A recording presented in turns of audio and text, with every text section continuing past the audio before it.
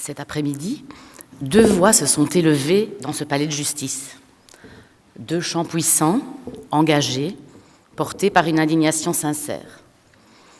Nos confrères Anthony Rizzo et Karim Sedat ont dressé, chacun à leur manière, le constat d'un monde qui se déshumanise. On les sait talentueux. Leur verbe était beau et leur indignation légitime et nécessaire. Mais, alors si vraiment l'histoire nous attend, l'humanité nous regarde, je crains que l'une comme l'autre risque de rester sur leur faim. Dénoncer un mal sans vision globale et sans proposition tenant compte de l'équilibre réel des forces en présence, c'est, pour reprendre votre cher Cyrano, c'est un peu court, jeune homme. L'orateur est évidemment libre de traiter le sujet de son choix comme il lui sied. Et d'ailleurs, le constat posé est largement partagé. Oui, la justice manque cruellement de moyens, on est d'accord. Oui, c'est l'humain et l'état de droit qui en payent trop souvent le prix, bien sûr. Oui, certains procès, et le procès Sky en particulier, interrogent profondément notre manière de rendre la justice. Mais une question demeure. Une question centrale, une question incontournable. Que faisons-nous de ce constat ? Que proposons-nous concrètement ? Modifier la législation Antigone pour que toute preuve entachée d'irrégularité soit automatiquement écartée, sans possibilité pour le juge d'en apprécier l'incidence réelle sur l'impératif d'un procès contradictoire et équitable ? Pourquoi pas ? C'est une position respectable. Mais est-ce qu'elle est praticable, audible, soutenable dans une société de plus en plus anxieuse qui exige à la fois plus de sécurité, plus d'efficacité et plus de garanties ? Je ne suis pas pénaliste et je n'aurai pas la prétention de discuter la pertinence technique de cette proposition. Mais je constate une chose. Plaider pour les droits fondamentaux des personnes poursuivies pénalement, sans prendre en compte l'ensemble des intérêts en jeu, c'est contre-productif. Attention, ne me faites pas dire ce que je n'ai pas dit. Les droits fondamentaux sont indispensables, là n'est pas la question. Mais faut-il encore être audible lorsque nous les défendons ? Alors, on était en droit d'espérer que le président du jeune barreau nourrisse la réflexion, nuance le propos, introduise le contradictoire. Traditionnellement, c'est en effet son rôle. Il prend le contre-pied, il taquine gentiment l'orateur, il souligne les faiblesses et les contradictions du discours, bref, il enrichit le débat. Cette année, il a fait un autre choix. Celui de l'adhésion enthousiaste. Anthony Rizzo aurait, selon lui, l'éloquence du poète, la maestria du grand praticien. Il y a quelque chose entre vous. Aucune contradiction, aucune mise à distance.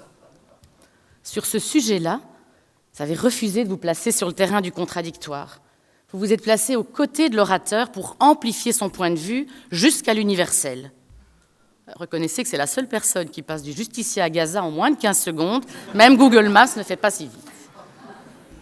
À le suivre, notre ordre devrait sortir de sa neutralité, prendre systématiquement position sur les violations graves du droit international, chanter dans la tempête, participer à l'Eurovision de l'indignation. Mais posons-nous honnêtement la question.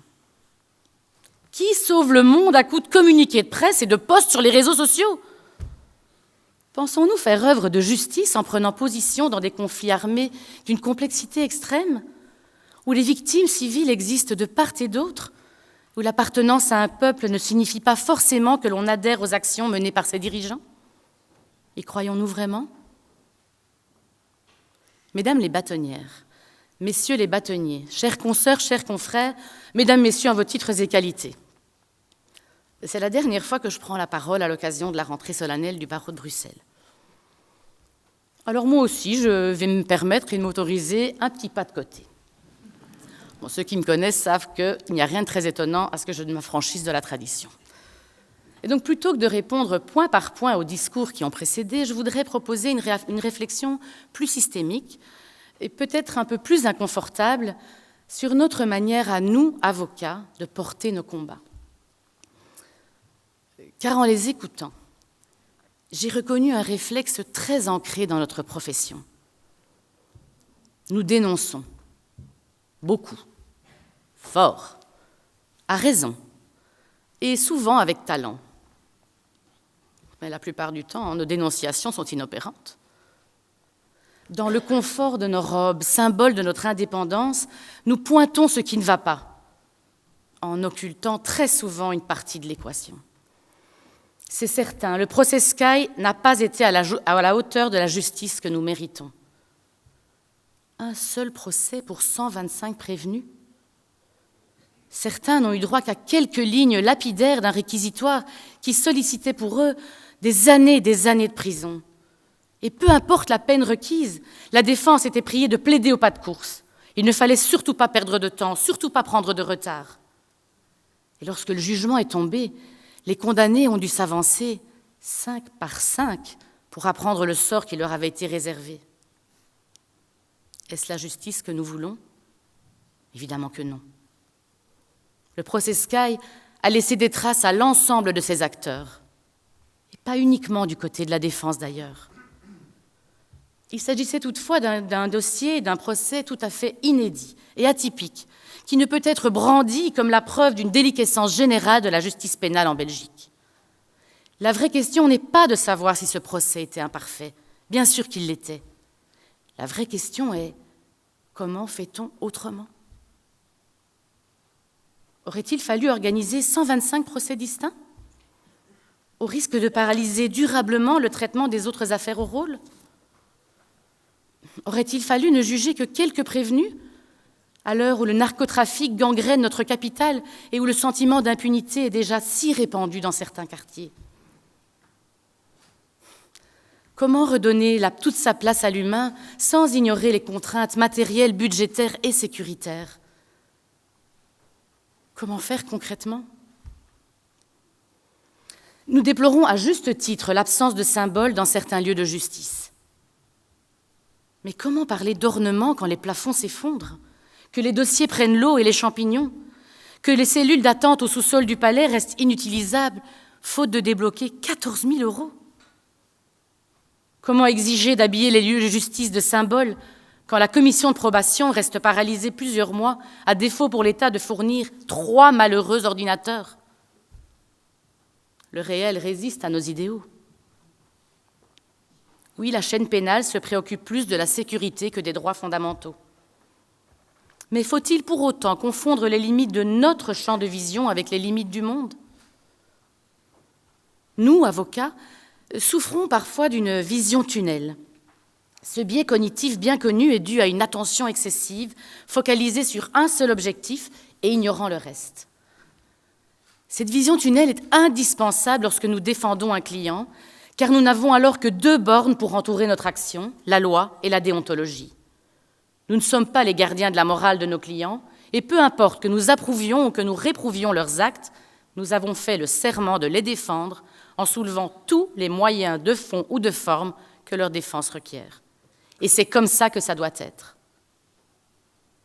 Mais lorsque nous parlons en tant que membres de notre corps professionnel, lorsque nous prétendons influencer le débat public, alors là, cette vision tunnel, elle devient un handicap. Pour être audibles, nos combats doivent intégrer toutes les parties prenantes. Les victimes, les citoyens, les forces de l'ordre, les magistrats et les contraintes budgétaires bien réelles de l'État.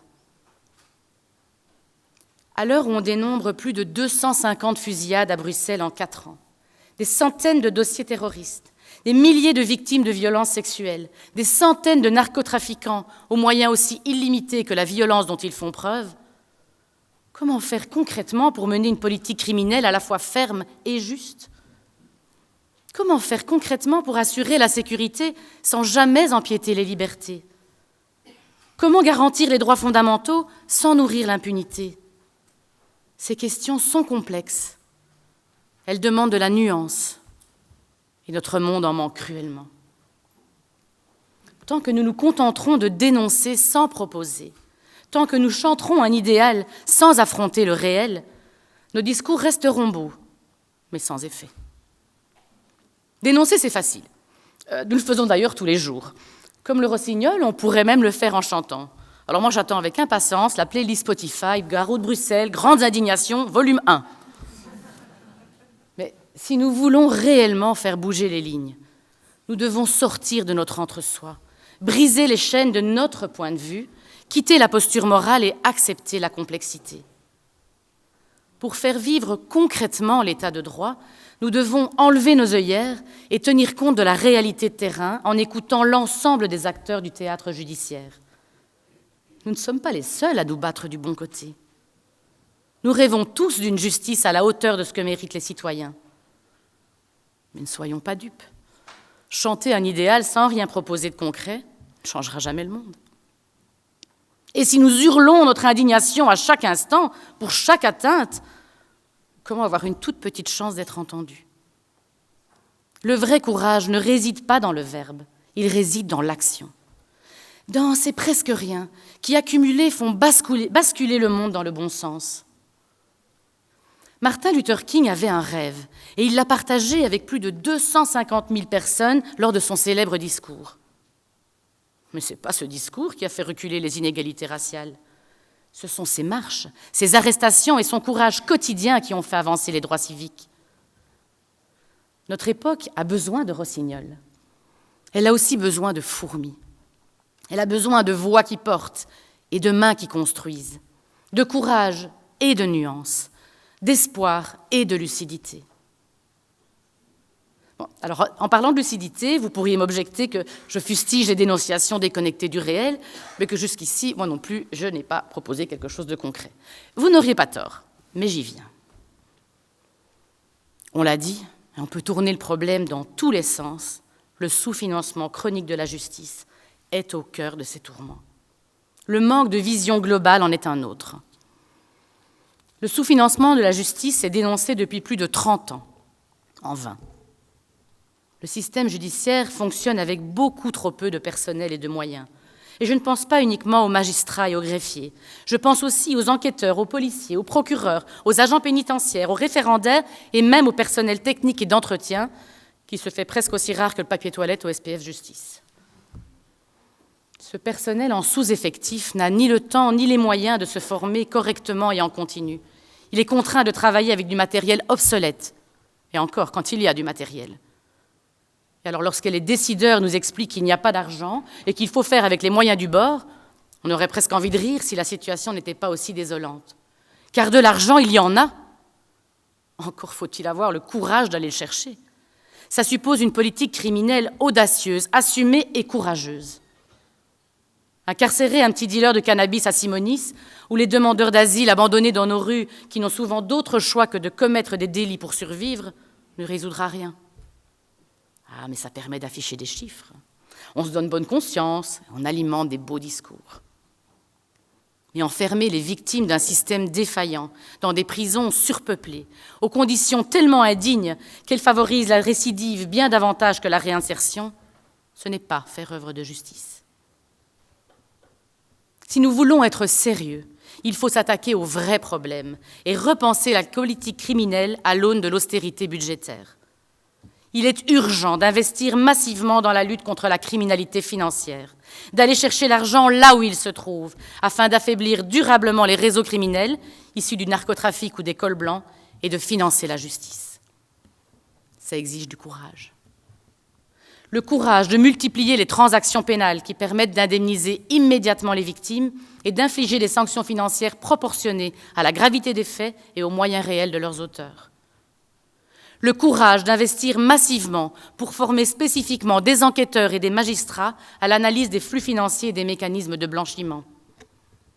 Le courage, enfin, de sortir d'une vision exclusivement répressive de la criminalité et d'assumer une politique criminelle globale, cohérente et tournée vers le long terme. Une politique criminelle efficace ne peut se résumer à une succession de réactions immédiates dictées par l'émotion, l'actualité ou l'urgence médiatique. Elle doit articuler prévention, répression, réparation et réinsertion. Et surtout, accepter que ses effets les plus durables ne soient visibles qu'avec le temps. Investir dans la prévention, les services à la jeunesse, la formation et la réinsertion n'est ni un luxe, ni de l'angélisme. C'est un choix rationnel, stratégique et responsable qui évite à terme des coûts humains, sociaux et financiers bien plus élevés. Adopter une vision globale, c'est refuser les oppositions simplistes, c'est refuser de choisir entre sécurité et liberté, entre fermeté et humanité, et comprendre que l'une ne peut durablement exister sans l'autre. Le véritable courage politique consiste donc à construire une politique criminelle qui ne cherche pas seulement à rassurer à court terme, mais qui cherche surtout à apaiser durablement la société. La vraie grandeur du droit ne consiste pas à rêver le monde parfait. Elle consiste à le tenir debout, chaque jour, au milieu des tempêtes. Et si la tempête couvre parfois nos voix, souvenons-nous, le courage n'est pas dans le cri, il est dans la pertinence du chant.